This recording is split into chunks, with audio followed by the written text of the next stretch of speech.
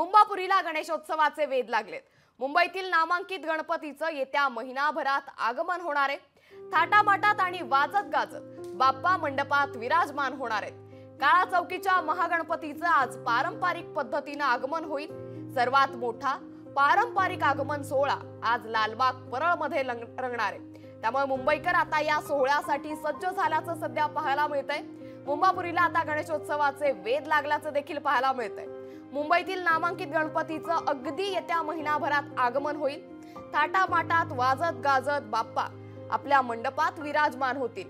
काळा चौकीच्या महागणपतीचं आज पारंपरिक पद्धतीने आगमन केलं जाईल, तर सर्वात मोठा आणि पारंपरिक आगमन सोहळा आज लालबाग परळमध्ये रंगणार आहे।